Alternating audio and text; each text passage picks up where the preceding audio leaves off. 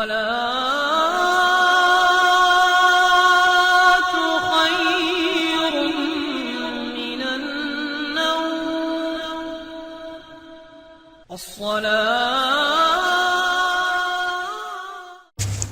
باللہ من الشیطان الرجیم بسم اللہ الرحمن الرحیم۔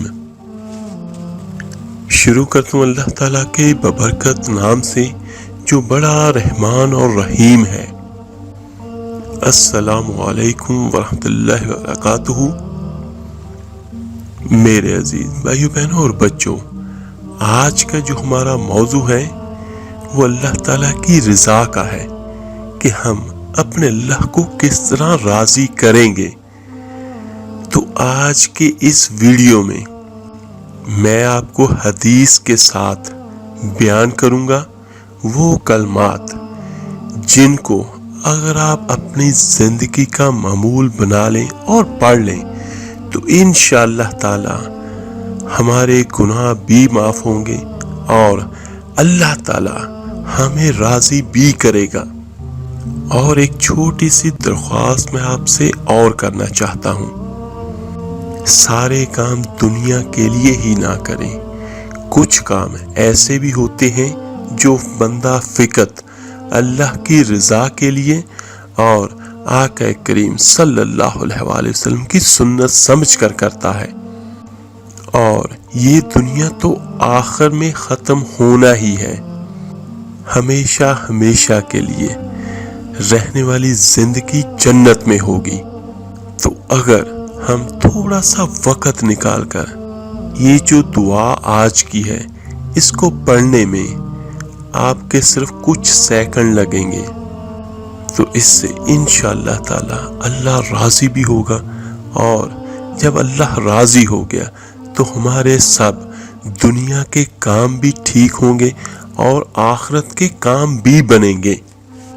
اور میرا اللہ کریم تو وہ ہے جس کی رحمت بہانے ڈھونڈتی ہے اپنے بندوں کو معاف کرنے کے، اور جس کا فضل بہانے ڈھونڈتا ہے اپنے بندوں کو عطا کرنے کا۔ تو چلتے ہیں اپنے آج کے عمل کی طرف۔ اعوذ باللہ من الشیطان الرجیم بسم اللہ الرحمن الرحیم۔ رضیت باللہ ربا وبالاسلام دینا وبمحمد صلی اللہ علیہ وسلم نبیا۔ رضیت باللہ ربا وبالاسلام دینا وبمحمد صلی اللہ علیہ وسلم نبیا۔ رضیت باللہ ربا وبالاسلام دینا وبمحمد صلی اللہ علیہ وسلم نبیا۔ اس کا معنی کیا بنتا ہے؟ میں راضی ہوا اللہ کے رب ہونے پر، اسلام کے دین ہونے پر، اور محمد صلی اللہ علیہ وآلہ وسلم کے نبی ہونے پر۔ یہ چھوٹی سی دعا ہے، اس کو ہم نے 3 بار صبح کو پڑھنا ہے اور صرف 3 بار شام کو پڑھنا ہے، یعنی صبح فجر کی نماز کے بعد پڑھ لیں اور شام کو مغرب کی نماز کے بعد پڑھ لیں۔ یہ وہ دعا ہے جو ہر مرد عورت آسانی کے ساتھ پڑھ سکتا ہے۔ میرے عزیزوں، جب کوئی بندہ یہ 3 کلمات کہہ دیتا ہے تو حدیث مبارکہ کے الفاظ ہیں کہ اللہ میں راضی تجھ سے بھی اور دین اسلام پر بھی اور تیرے نبی پر بھی۔ تو میرے آقا کریم نے فرمایا کہ اس کا پہلا انعام اس کو ملتا ہے، اللہ تعالیٰ اس کے پچھلے سارے گناہوں کو معاف کر دیتا ہے، سبحان اللہ۔ اور دوسرا انعام یہ ملتا ہے، جو شخص 3 مرتبہ صبح کو پڑھ لے اور 3 مرتبہ ہی شام کو پڑھ لے، تو میرے آقا کریم نے فرمایا کہ میں قیامت کے دن اس کے لیے سفارشی بن جاؤں گا، شفاعت کروں گا، سبحان اللہ۔ جس کی شفاعت اللہ کے نبی کر دیں تو اس کے لیے صرف جنت ہی ٹھکانہ ہے۔ اور ایک بات اور اپنے ذہن میں رکھیے گا کہ کوئی جنتی جنت میں نہیں جا سکے گا جب تک میرے آقا کریم کی سفارش نہ ہوگی کوئی جنتی اپنے اوپر والے درجے میں اس وقت تک نہیں جا سکے گا جب تک اللہ کے رسول کی سفارش نہیں ہوگی۔ اور اس کا تیسرا فائدہ میرے آقا کریم صلی اللہ علیہ وآلہ وسلم نے ارشاد فرمایا، جو کسی ظالم بادشاہ سے ڈرتا ہے کہ وہ مجھ پہ ظلم نہ کرے تو وہ یہ بات اپنی زبان پہ لے آئے، رضیت باللہ ربا وبالاسلام دینا وبمحمد صلی اللہ علیہ وسلم نبیا۔ اللہ اس ظالم بادشاہ کے ظلم سے اس کو محفوظ فرما دے گا۔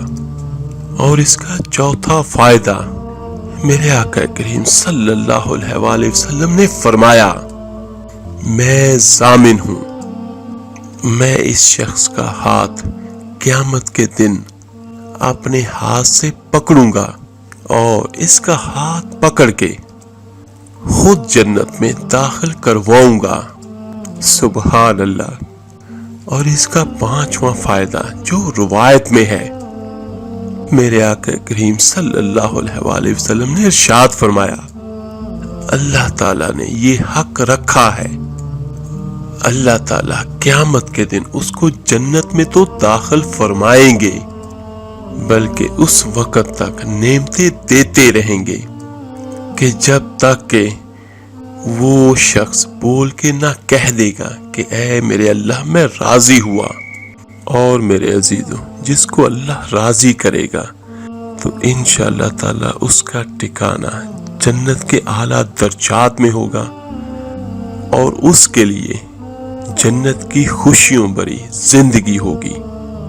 تو میرے عزیزوں، آج اس مبارک کلمات کو اپنا ورد بنا لیں۔